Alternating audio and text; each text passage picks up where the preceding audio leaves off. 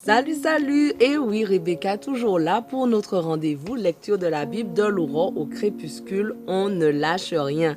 Merci Seigneur parce que encore aujourd'hui, tu vas nous permettre de comprendre ta parole et je sais que tu vas nous parler personnellement au nom de Jésus. Amen. Allez, on continue. Deutéronome 1. Verset 37. L'Éternel s'est aussi mis en colère contre moi à cause de vous, et il a dit, toi non plus tu n'y entreras pas. Par contre, Josué, fils de Nun, ton assistant, y entrera. Encourage-le, car c'est lui qui mettra Israël en possession de ce pays. Ce sont vos enfants, dont vous avez prétendu qu'ils deviendraient la proie des ennemis, vos fils qui aujourd'hui ne savent pas encore distinguer le bien du mal, qui y entreront. C'est à eux que je le donnerai et ils en prendront possession. Quant à vous, faites demi-tour, repartez au désert en direction de la mer des roseaux. Alors vous vous êtes écriés, nous avons commis une faute contre l'Éternel. Nous irons et combattrons comme l'Éternel, notre Dieu, nous l'a ordonné. Chacun de vous a pris ses armes. Vous avez décidé présomptueusement de gravir la montagne. Mais l'Éternel m'a dit, ordonne-leur de ne pas monter et de ne pas combattre, car je ne suis pas avec eux et ils vont se faire battre par leurs ennemis. Cependant, j'ai eu beau vous parler, vous n'avez pas écouté. Vous avez désobéi à l'Éternel et vous avez eu la témérité de gravir la montagne. Alors, les Amoréens qui l'occupent sont sortis pour marcher contre vous et vous ont poursuivi comme un essaim d'abeilles. Ils vous ont battu depuis Séhir jusqu'à Horma. À votre retour, vous avez pleuré devant l'Éternel, mais il ne vous a pas écouté. Il a fait la sourde oreille à vos lamentations. C'est ainsi que vous êtes restés très longtemps à Kadesh. Deutéronome 2. Nous avons fait demi-tour et nous sommes repartis pour le désert en direction de la mer des roseaux, comme l'Éternel me l'avait demandé. Pendant de longs jours, nous avons tourné autour de la montagne de Séhir. Alors l'Éternel me dit, vous avez fait assez longtemps le tour de ces montagnes, prenez la direction du nord.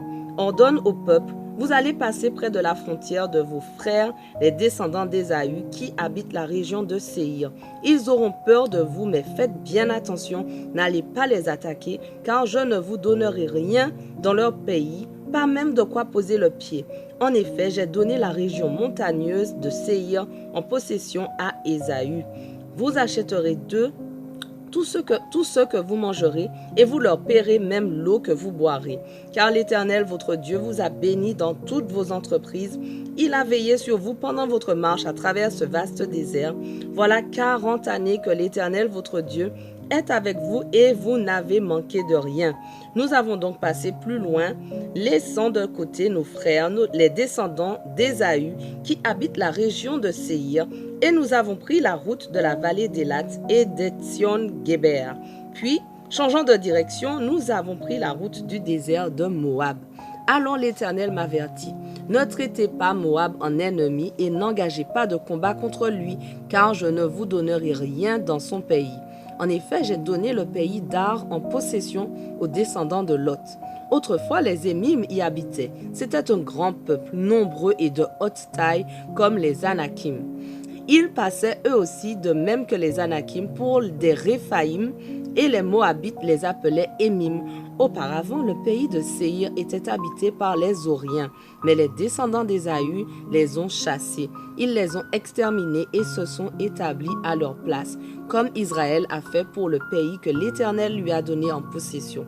Maintenant, dit l'Éternel, en route, traversez le torrent du Zéred. Nous avons donc traversé le torrent du Zéred. Entre notre départ de Kadesh Barnéa et notre traversée du torrent de Zéred, il s'est écoulé 38 ans, le temps que disparaisse l'ensemble des hommes en âge de combattre contre l'Éternel, comme l'Éternel le leur avait juré.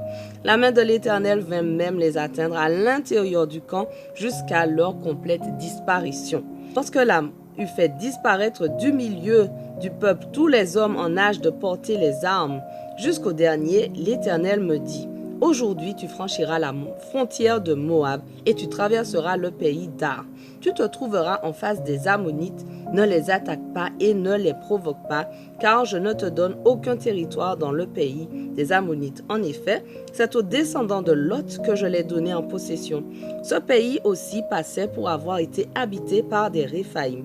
Ceux-ci l'occupaient autrefois et ils étaient appelés Zamzoumim par les Ammonites. C'était un grand peuple nombreux et de haute taille comme les Anakim, mais l'Éternel les avait réduits par les Ammonites qui avaient pris possession de leur pays pour s'établir à leur place.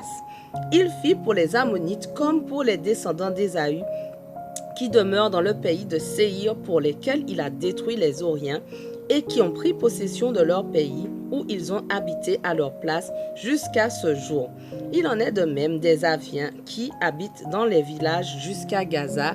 Les Crétois venus de Crète les détruisirent et s'installèrent à leur place. Allons, mettez-vous en route, dit l'Éternel, et traversez le torrent de l'Arnon. Je vais vous livrer Sihon, l'Amoréen, le roi de Heshbon, avec tout son pays. Commencez à prendre possession de son domaine, engagez le combat contre lui. Aujourd'hui, je vais commencer à faire de vous la terreur de tous les peuples qui habitent sous le ciel. Ils vous craindront tellement qu'au seul bruit de votre approche, ils se mettront à trembler et seront pris de panique en face de vous. Alors, depuis le désert de Kedémoth, j'ai envoyé à Sihon, roi de Heshbon, des émissaires avec ce message de paix. Permets-nous de passer par ton pays, nous suivrons uniquement la route, sans nous en écarter ni à droite ni à gauche. Tu nous fourniras à prix d'argent la nourriture que nous mangerons, et tu nous donneras contre paiement l'eau que nous boirons, comme l'ont fait les descendants d'Ésaü qui habitent en Séhir, et les Moabites qui vivent dans le pays d'Ar. Laisse-nous simplement passer à pied jusqu'à ce que nous ayons traversé le Jourdain pour entrer dans le pays que l'Éternel notre Dieu nous donne. Mais Sihon, roi de Heshbon, refusa de nous laisser passer chez lui, car l'Éternel votre Dieu l'avait rendu inflexible et entêté afin de le livrer en votre pouvoir, comme cela est arrivé. Puis l'Éternel me dit, Vois, j'ai commencé de vous livrer Sihon et son pays. Entreprends la conquête de son pays. Alors Sihon se mit en campagne contre nous et nous attaqua à Yahat avec toute son armée. Mais l'Éternel, notre Dieu, le livra à notre merci et nous l'avons vaincu, lui, ses fils et toute son armée. Nous nous sommes alors emparés de toutes ces villes et nous en avons exterminé la population pour la vouer à l'Éternel, hommes, femmes et enfants, sans laisser aucun survivant.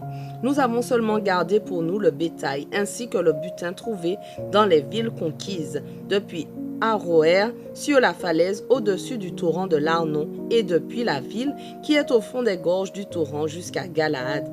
Il n'y a pas eu de cité imprenable pour nous, car l'Éternel notre Dieu nous les a toutes livrées. Mais vous ne vous êtes pas approchés du pays des Ammonites, ni d'aucun endroit situé sur la rive du torrent du Yabok, ni des villes de la montagne, ni d'aucun des lieux que l'Éternel notre Dieu nous avait commandé d'épargner.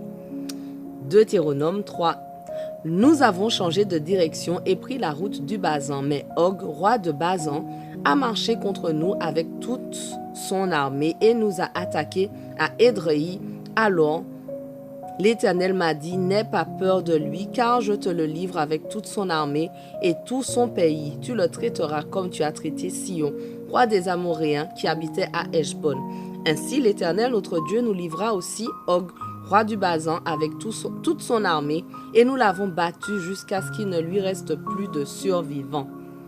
Puis nous nous sommes emparés de toutes ces villes. Il y en avait 60 dans toute la contrée d'Argob, qui constituait le royaume d'Og en Basan. Nous les avons prises toutes sans exception. Toutes ces villes étaient fortifiées, entourées de hautes murailles et munies de portes verrouillées de barres de fer. En plus, nous avons pris un très grand nombre de villages non fortifiés et nous en avons complètement exterminé la population pour la vouer à l'Éternel, hommes, femmes et enfants, comme nous l'avions fait à l'égard du royaume de Sihon, roi d'Heshbon.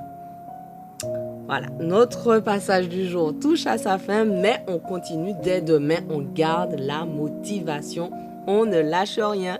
Allez, sois béni.